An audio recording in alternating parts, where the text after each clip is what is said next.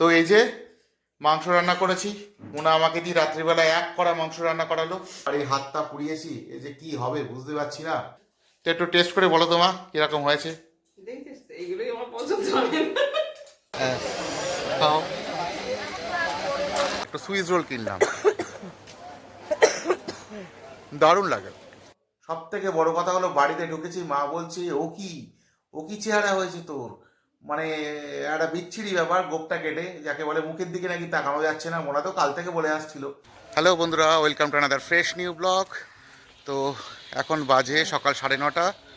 তো hotel room থেকে পুরো গুছিয়ে গাছিয়ে দুজনে বেরিয়ে পড়েছি বাড়ির উদ্দেশ্যে, ব্যাক টু প্যাভিলিয়ন।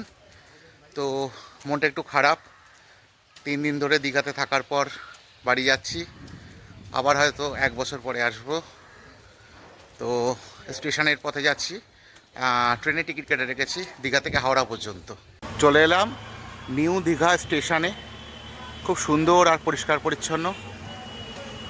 চলে এলাম দীঘা স্টেশনের ভেতরে, এখানে মাত্র 2টো প্ল্যাটফর্ম, পরিষ্কার পরিচ্ছন্ন, ফাঁকা ফাঁকা, খুব সুন্দর। আমাদের ট্রেনের টাইম ছিল 10:35।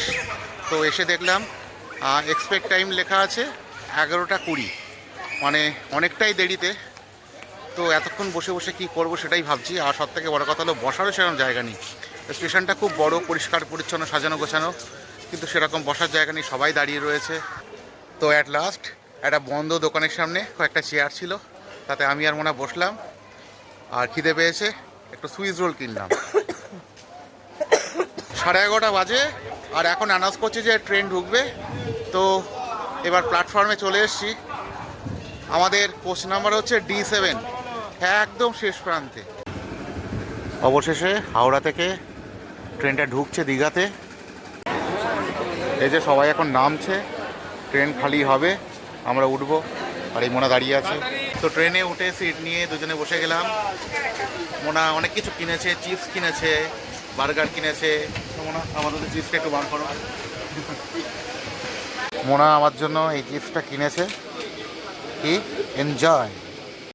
তো মোনা চিপসটা কাটছে, একটা আগে বের করে দেখো, পেয়ে দেখো কীরকম। বের করো, একটা বের করো।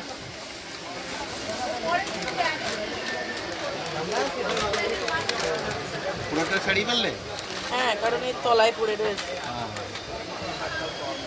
দেখি, হ্যাঁ খাও। তো চিপসটা একটু খেয়ে দেখি। বাহ, কোনো ফ্লেভার নেই, নর্মাল পটেটো চিপস।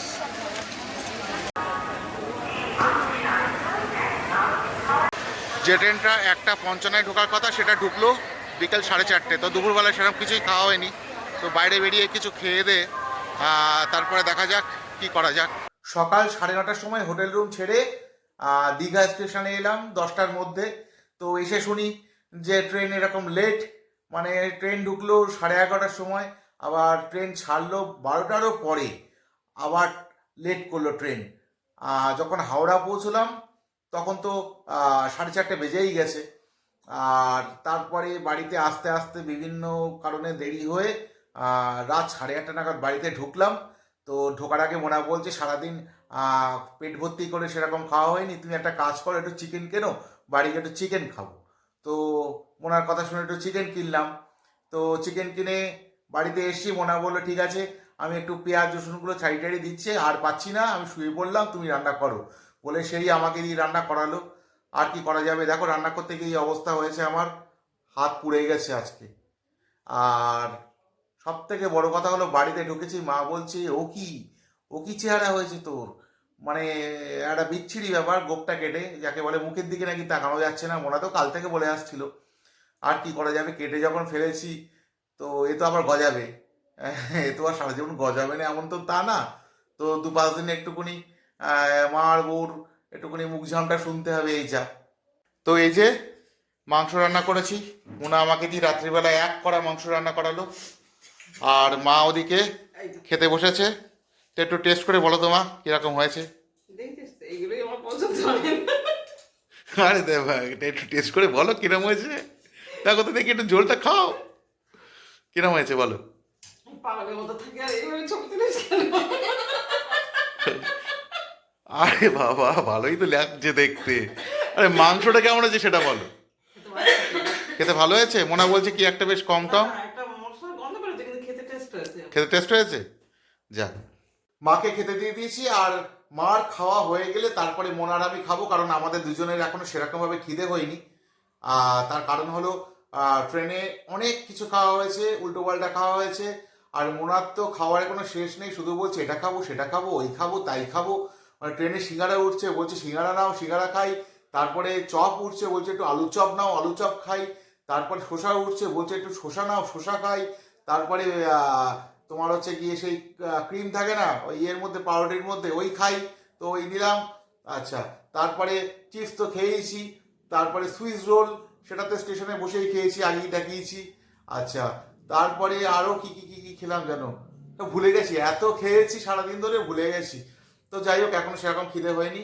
তো রান্নাটা করে মাকে খাওয়ালাম, আর মা বললো যে ভালো হয়েছে। এটাই যে ভালো লাগলো, সারাদিন ধরে রাস্তায় ঘোরাঘুরি করে কষ্ট করার পরে বউ তো একটু হেল্প করলো, তারপরে বললো তুমি করো। তো রান্নাটা কষ্ট করেই করেছি আজকে। অন্যদিন ভালোবেসে করি, আর আজকে করেছি কষ্ট করে। আর এই হাতটা পুড়িয়েছি, এ যে কি হবে বুঝতে পারছি না। মানে পুড়ে গেছে, এরকম হয় না সাধারণত, এই প্রথম হলো। আসলে ব্যাপারটা কি হয়েছে, যে কড়াটা ঢাকা দেওয়া ছিল অনেকক্ষণ ধরে, মানে ঢাকা দিয়ে মাংস রান্না করছিলাম। এইবারে মনের সাথে কথা বলছিলাম ঘরে, আর অনেকক্ষণ হয়ে গেছে ওখানে যাইনি। আমি বলছি, কি হলো না হলো, দৌড়ে দৌড়ে গেছি, গিয়ে সে সাঁড়াশি না নিয়ে ঢাকার মধ্যে দিয়ে এরকমভাবে আঙুল দিয়ে দিয়েছি। যেই না দিয়েছি, আরে বাপরে বাপ, মানে একেবারে জ্বলে গেছে একেবারে।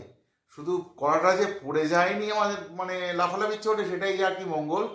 তো যাই হোক, ব্লগটা এই পর্যন্তই থাক, আজকে আর বাড়াবো না, এনার্জিও নেই। তো দেখা হবে পরবর্তী কোনো ব্লগে, অন্য কোনো মুহূর্তে। সবাই ভালো থেকো, সকলকে ভালো রেখো। টাটা।